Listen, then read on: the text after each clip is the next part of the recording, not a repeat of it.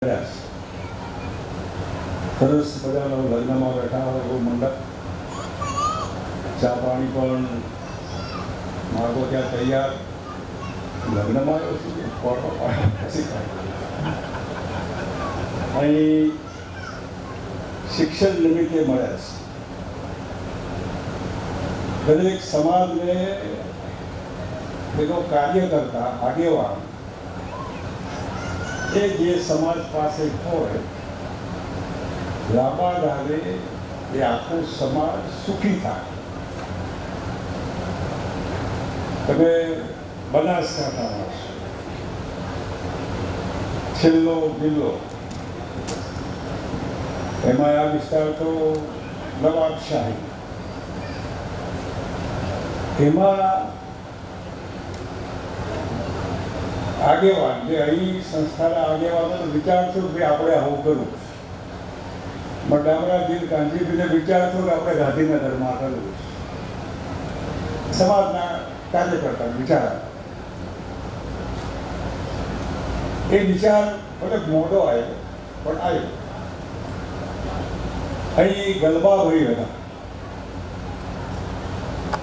અહીં મુંબઈ રાજ્યમાં એ ધારાસભા,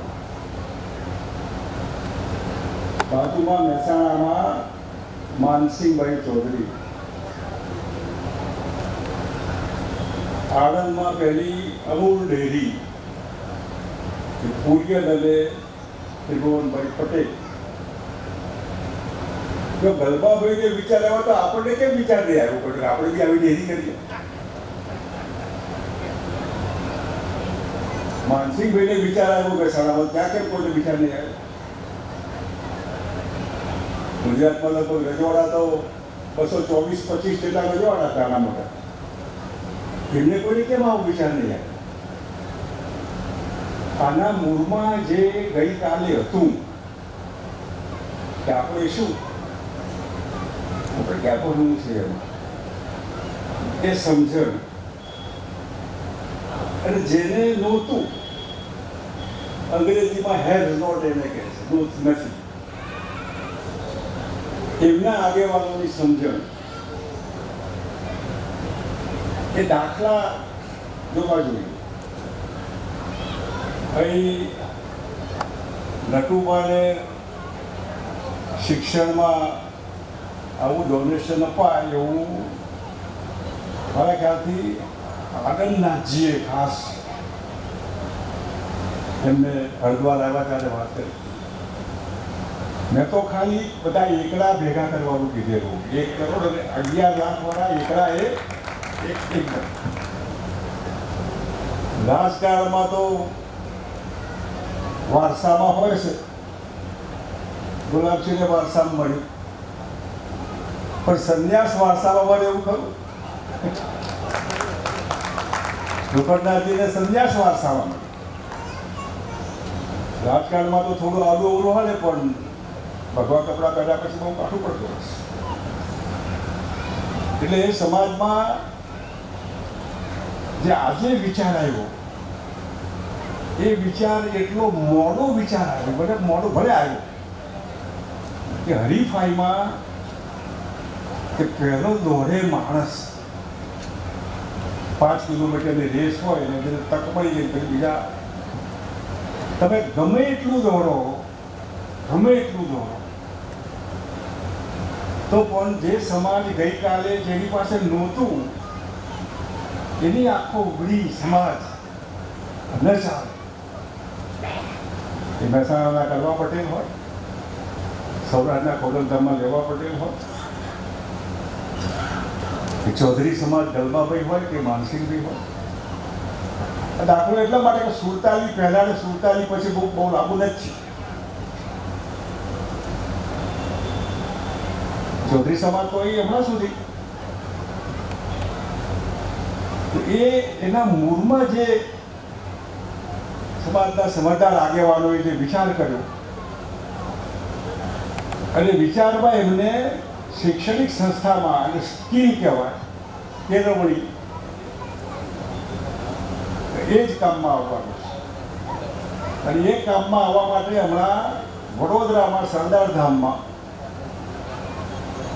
ઝાયડસવાળા એમને લગભગ 500 કરોડ રૂપિયાની યુનિવર્સિટી, 500 કરોડ રૂપિયા. આપણે મુખ્યમંત્રી બેઠા હોય, તમે 100 કરોડ ના જાહેર કરો, જાઓ તો મજા કરો. આ મથવું પડે, 11,000 આપો, 51,000 આપો.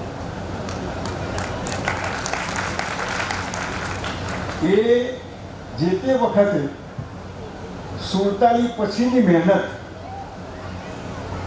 એની આંખો ખુલી. એમાં ઊંઝા માતામાં કડવા પાટીદાર સમાજે રસ કાઢ્યો શિક્ષણ માટે. અત્યારે 10,000 કરોડ કરતા વધારે બેંકમાં જમા, 10,000 કરોડ કરતા. હરીફાઈ કરો, ઓછો કરો, અને એ પૈસા સમાજમાં આવનાર પેઢીને તૈયાર કરો.